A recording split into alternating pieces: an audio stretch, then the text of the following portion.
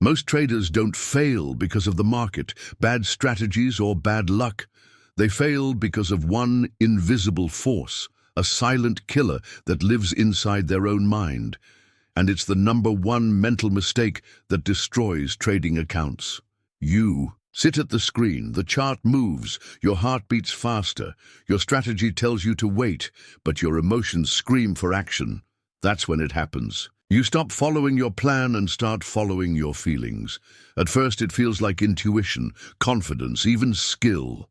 But it's not. It's pure emotion, fear, greed, revenge, overconfidence, and every one of them is a trap.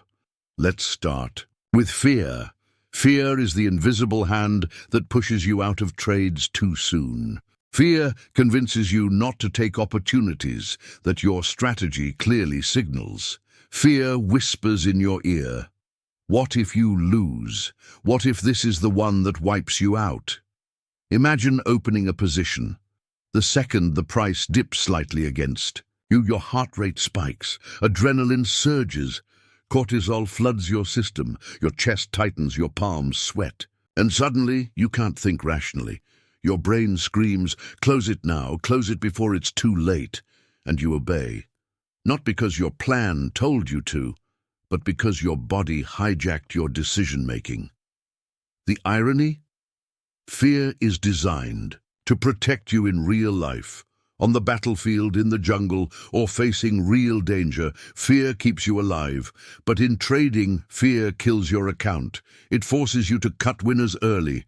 It makes you leave thousands on the table because you couldn't handle seeing a red candle. I once worked with a trader who never seemed to grow his account, even though his analysis was sharp. Every time he entered, the moment he saw any small dip, he would panic. He cut positions that later ran hundreds of points. His strategy wasn't broken. His psychology was. Fear wasn't protecting him. Fear was bleeding his account dry. One premature exit at a time. But here's the catch. If fear is the invisible hand that pushes you out, then greed is the seductive voice that keeps you locked in. And it's far more dangerous than you think. If fear is the emotion that pushes you out too soon, greed is the one that keeps you in far too long. Greed is seductive. It whispers in your ear, promising more. Don't take profit yet. Hold a little longer. This could be the big one. And at first it feels good. It feels like ambition, like vision, like drive. But in trading, greed is a liar. Take John, for example. John had a $5,000 account. He was up $200 on a single trade. $200. That's 4% in a single move. Most professionals would call that an excellent return, but John wasn't satisfied. He told himself, "If I just hold a little longer, I can make 1,000. Why settle for 200? When a jackpot is right around the corner?" So he held, and within an hour, the market reversed. The $200 gain disappeared. The position went negative. And by the time he closed, he wasn't just back at break-even, he was down another 300. That's the cruel trick of greed. It takes a solid win and transforms it into a painful loss. It turns discipline into recklessness. It blinds you with the illusion that more is always better. And here's the dark truth. Greed in trading isn't really about money. It's about ego. It's about proving to yourself that you were right. It's about proving to the world that you saw the move before anyone else. That's why it's so dangerous. Because it hides under the mask of ambition. It feels like drive. But it's not. It's addiction. Think of a casino. A gambler wins a few hands, and instead of walking away, he raises the stakes. He tells himself, "I'm hot. The streak is mine." But the casino doesn't care. The odds don't bend to his excitement, and eventually the house wins. Always greed. In trading is the same. The market doesn't care that you want more. It doesn't care that you feel you deserve a big win. It will punish you for holding too long, for chasing setups that aren't there, for risking too much on trades that never had the probability in the first place. I once coached a trader named Alex. He had the discipline to enter trades at the right time, but he had one fatal flaw. He could never take profits. He always wanted more. If he was up 2%, he wanted 5. If he was up 5, he wanted 10. And do you know what happened? He rarely ever closed in profit. Time and time again, he watched winning trades turn negative, not because the strategy failed, but because greed made him ignore his own targets. And here's what most traders don't realize. Greed doesn't just affect your winners. It poisons your losers too. How? By tempting you to double down, by whispering, if you just add to this position, when it turns, you'll win big. That's not strategy. That's desperation dressed up as greed. Now maybe you're sitting there thinking, that's not me. I'm not greedy. I'm careful. But let me ask you this. Have you ever held a trade longer than your plan allowed because you thought just a little more?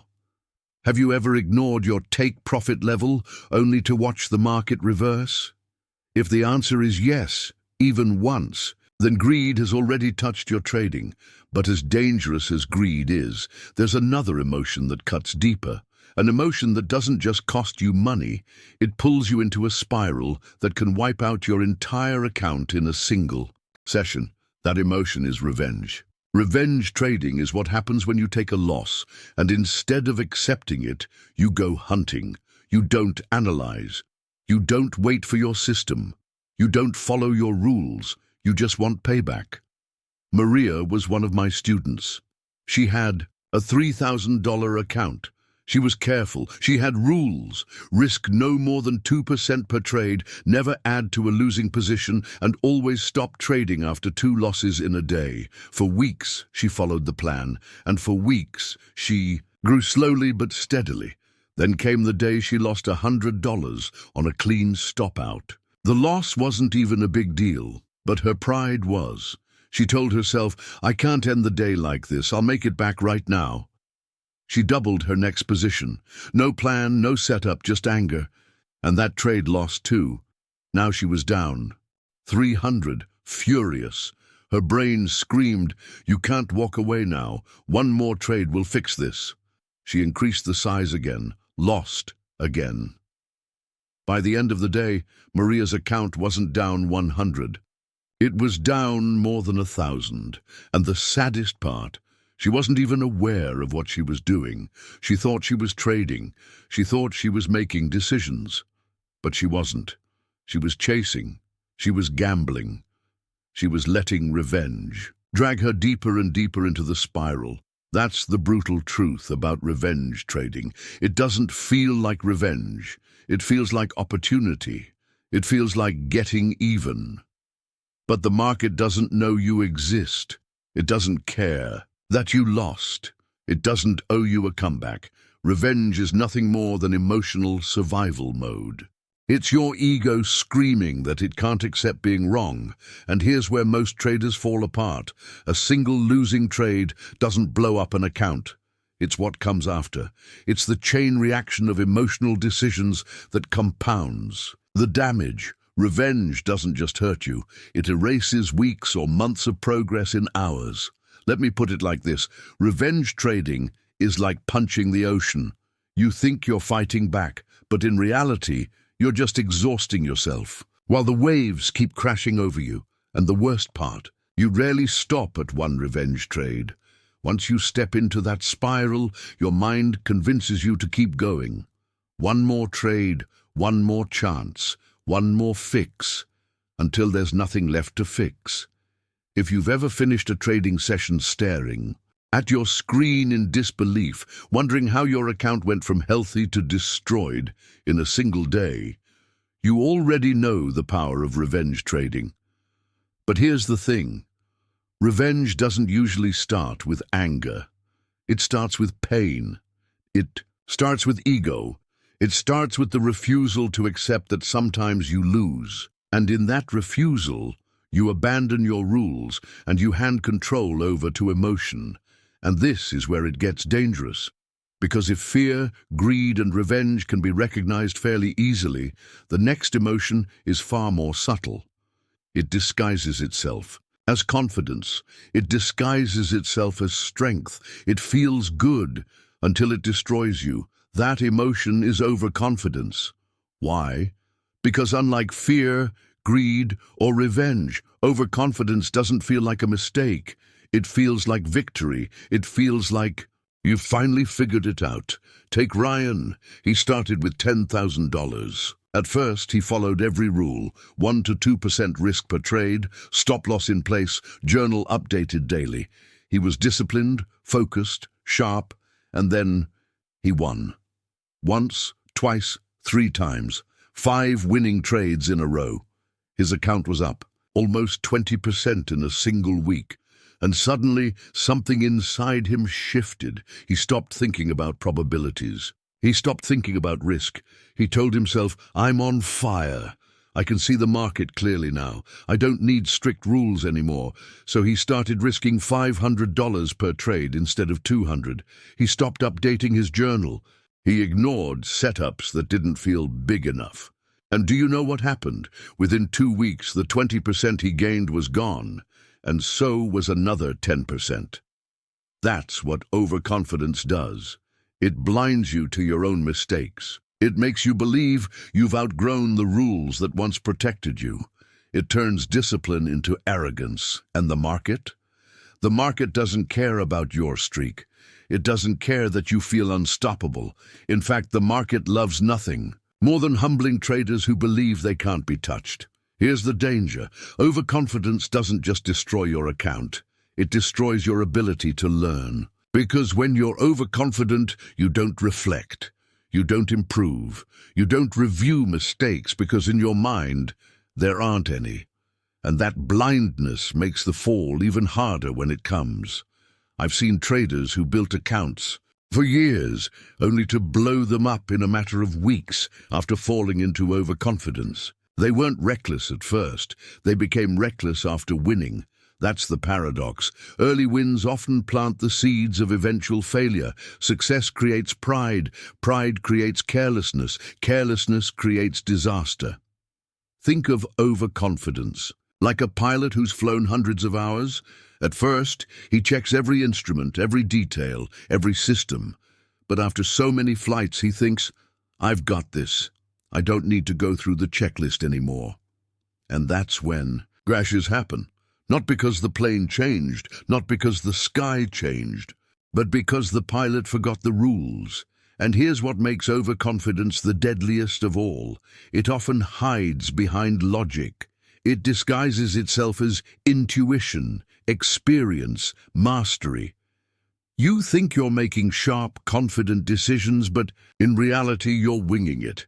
If fear feels bad, greed feels tempting, and revenge feels urgent, overconfidence feels good. And that's why it's so dangerous, because good feelings lower your guard. Now maybe you're thinking, okay, fear, greed, revenge, overconfidence, I get it. These are the emotions I need to watch for. But here's the twist. These 4 emotions are not the root problem. They're just symptoms. The real killer runs deeper. It's something that feels like control, like strength, like persistence. But it's actually a trap that pulls traders into catastrophic decisions. It's called the illusion of control. This is the belief that you can bend the market to your will, that if you just hold long enough, the price will come back, that if you double down, you can fix a losing trade, that your persistence, your conviction, your willpower is stronger than reality. On the surface, it feels logical. You're not giving up, you're staying strong, you're fighting. But in trading, that mindset is suicide, because here's the truth. The market doesn't care about you. It doesn't care how much research you did, how many hours you stared at charts, or how badly you want to be right. The market is moved by trillions of dollars flowing in and out. Your account? It's a drop of water in the ocean. Imagine you're driving at 100 miles per hour and you see brake lights ahead. Instead of slowing down, you close your eyes and say, if I just keep going straight, maybe the cars will move. That's what holding a losing trade looks like. You're not being brave, you're being reckless, and sometimes by pure luck it works. Sometimes you double down, the market bounces, and you walk away with a profit, and that is the most dangerous thing of all. Because now your brain rewards bad behavior. You think, see, I was right, I just had to trust myself. But you weren't right, you were lucky, and luck runs out, always. I've seen this happen countless times. A trader ignores a stop, doubles the position, and the market bails him out. He feels like a genius. He thinks he's discovered a secret. Don't quit, don't cut losses, just stay in. But what he's really discovered is gambling. And sooner or later, the market will hit him with a loss so big that no doubling down can fix it. This illusion is brutal because it feels like strength. It feels like persistence. It feels like courage. But it's weakness disguised as confidence. Real courage in trading isn't holding a bad position. Real courage is cutting a loss and living to fight another day. Think about 2008. The financial crisis hit hard. Stocks that people believed could never fall collapsed. Bank stocks, blue, chips, companies with decades of history. Traders refused to cut losses because they believed, it will come back, it has to. It didn't. Fortunes evaporated. Accounts were obliterated. Not because people didn't know the risks, but because they refused to let go, or take the dot-com bubble of the late 1990s. Traders tied their identity to technology stocks. The internet is the future, they said. These companies will never stop growing. And when prices began to crash, they didn't exit. They bought more. They doubled down, convinced that the market was just shaking out the weak hands. But it wasn't. It was reality correcting a fantasy, and the illusion of control wiped out millions. And here's the cruel irony. The illusion doesn't just show up in losing trades. It shows up in winning ones too. You're up 3 times your risk. A professional trader would take profit and move on. But you say, no, I can push this further. I control this. Minutes later, the market reverses. A big win turns into a break-even, or worse, into a loss. All because you couldn't accept that you don't control outcomes. That's the heart of the problem. The illusion convinces you that you must control outcomes. But in trading, you never control outcomes. You only control process. The best traders in the world know this. They don't measure success by whether one trade was a win or a loss. They measure success by whether they executed their plan. If the plan said cut and they cut, even at a loss, that was a win. If the plan said hold and they held, even if the trade didn't work out, that was a win. The gambler asks, how much did I make? The professional asks, did I follow my system? Break the illusion and you break free. Hold on to it.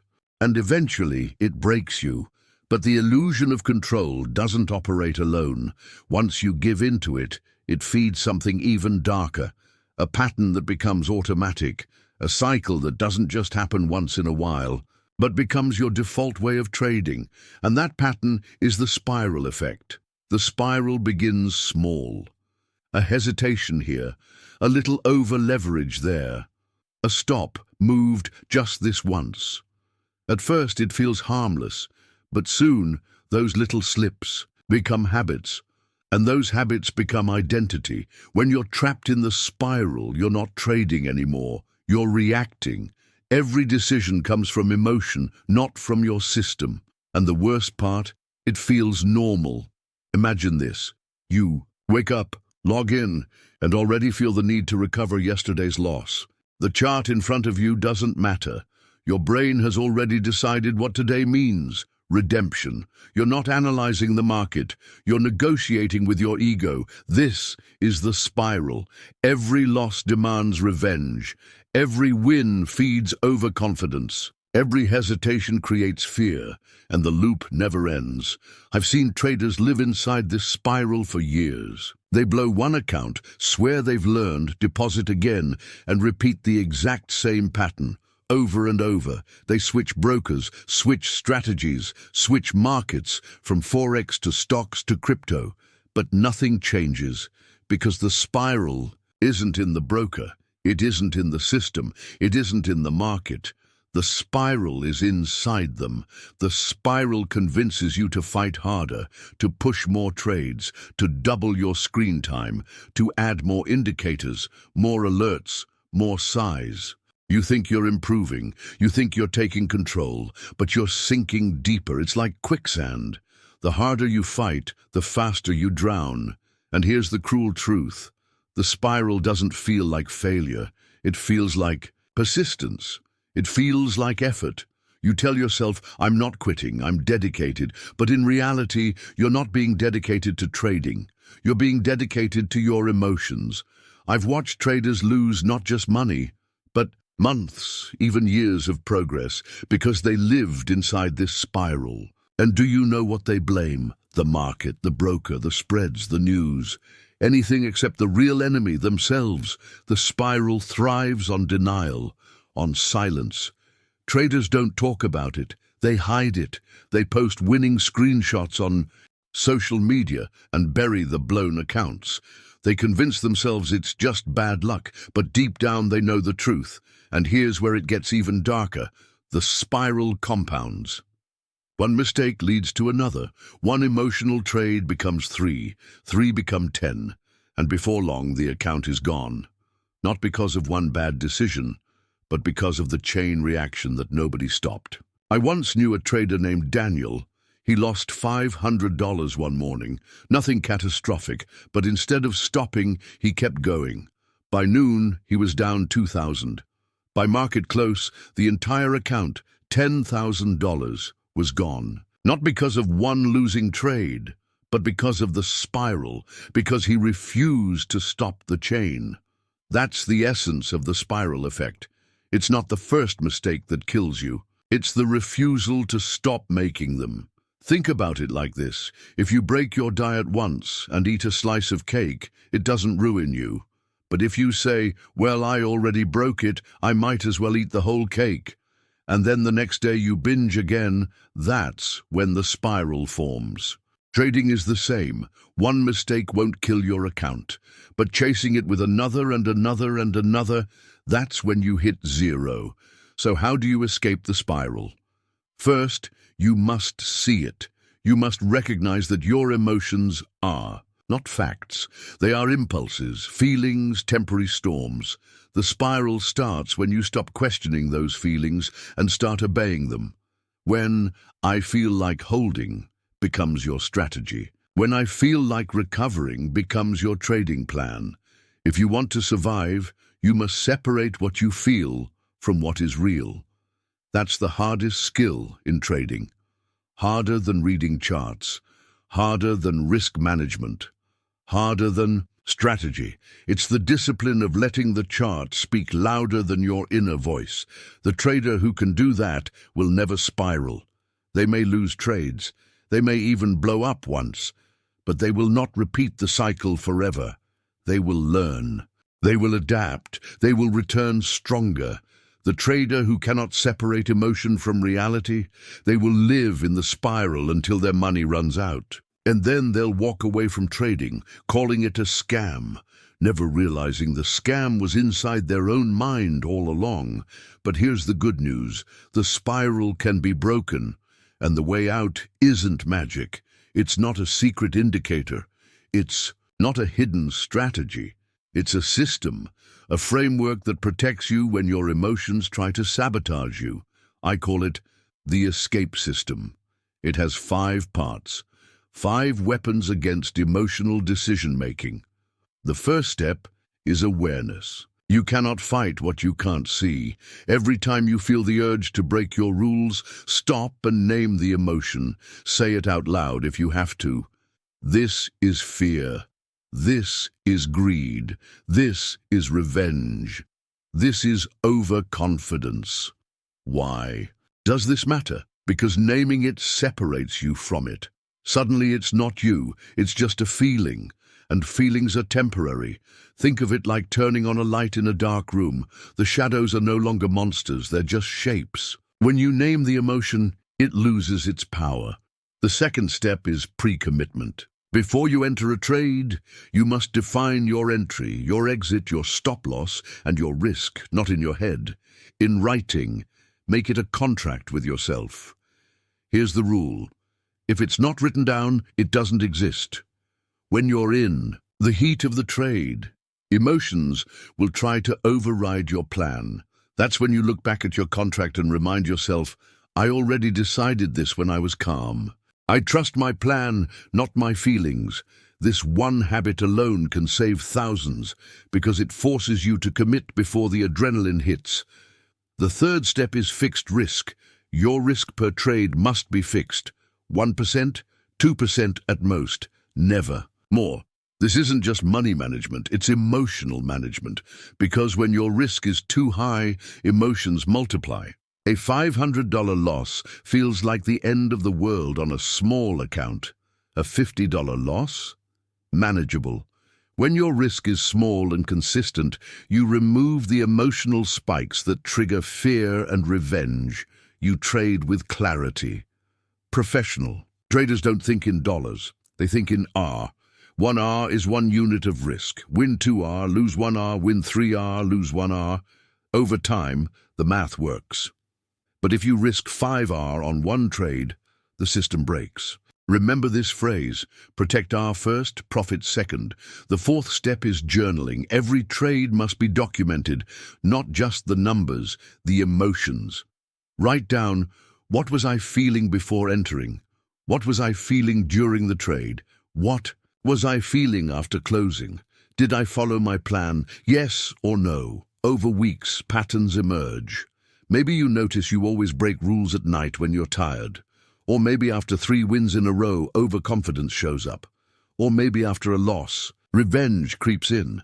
Without journaling, these patterns stay invisible. With journaling, they become obvious. And once you see them, you can fix them. Think of journaling as holding up a mirror. The chart shows the market, the journal shows you, and until you understand yourself, you'll never master trading. The fifth and final step is environment. Most traders ignore this, but your environment shapes your decisions. Are you tired when you trade? Distracted, hungry, stressed? Each one of these multiplies emotions. That's why professionals treat trading like a sport. Sleep, nutrition, breaks, focus, all part of the plan. Some even meditate before sessions. Why? Because a calm mind is a sharp mind. Set boundaries. Decide when you trade and when you don't. Use a timer, 50 minutes focus, 10 minutes break. And here's a powerful rule. If you hit -2 R in a day, stop trading, close the platform, walk away, protect the account and protect your mind.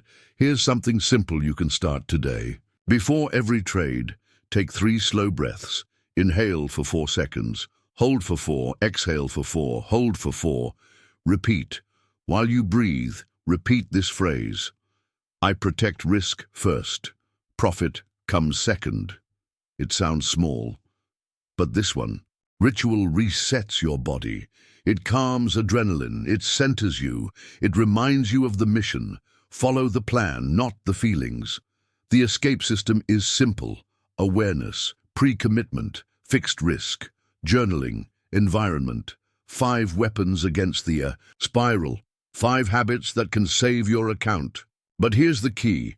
Knowing the system isn't enough. You must apply it daily, consistently, without exceptions, because the market will always test you. It will trigger fear. It will seduce you with greed. It will tempt you into revenge. It will inflate you with overconfidence. It will whisper that you can control it. And when all that fails, it will drag you into the spiral. But if you have the system, you can fight back. You can stop the chain reaction before it destroys you. We've covered fear. We've covered greed. We've uncovered revenge, overconfidence, and the illusion of control. We've exposed the spiral effect, the silent killer that traps traders for years. And we've built the escape system, 5 weapons that can break the cycle. But now, let me leave you with the final truth. The market is chaos. It is unpredictable. It is brutal. It doesn't care about your plans, your dreams, or your ego. It will humble you. It will test you. And it will expose every weakness you bring to the table. But here's the secret. The market itself is not your enemy. You are. It's not bad indicators that destroy accounts. It's not bad brokers. It's not even bad strategies. It's the way traders respond to their emotions when the pressure is on. The number one mental mistake isn't choosing the wrong setup. It isn't mistiming entries. It's believing your emotions are facts. It's letting feelings dictate decisions. It's confusing ego with strategy. And that is why so many fail, because they try to control the market instead of controlling themselves. The traders who survive don't have magic systems. They don't predict every move. They don't win every trade. What they do is simple. They follow their process. They respect risk. They accept losses. And they stay in the game long enough for probability to work in their favor. That's the real edge. Not prediction, not luck, not emotion, discipline, consistency, emotional control. Think of it like this. Every loss is not the enemy. It's the rent you pay to stay in the game. Professionals know this. They expect it, they accept it, and because of that they never spiral. Meanwhile, amateurs resist it. They panic, they fight, they chase, they spiral, and the market destroys them. The difference isn't strategy, it's psychology. So if you want to survive, if you want to thrive, remember this. Master yourself, and you can master trading. Fail to do so, and no system, no indicator, no strategy will save you. Now I want to ask you directly, what emotion hurts your trading the most? Is it fear, the voice that makes you close too early? Is it greed, the temptation to chase more? Is it revenge, the urge to get even? Or is it the need to be right, the ego that blinds you? Comment below. Be honest. Because the moment you name it, you weaken it. And the moment you weaken it, you begin to take back control. And if this video resonated with you, subscribe, because I've got more deep dives on trading psychology coming. We'll talk about how to build unshakable discipline, how to rewire your brain for consistency, and how to stop moving your stop loss once and for all. The market doesn't care about you, but if you care about your own survival, your first step is here. Master your mind. Because in the end, trading success isn't about conquering the market, it's about conquering yourself.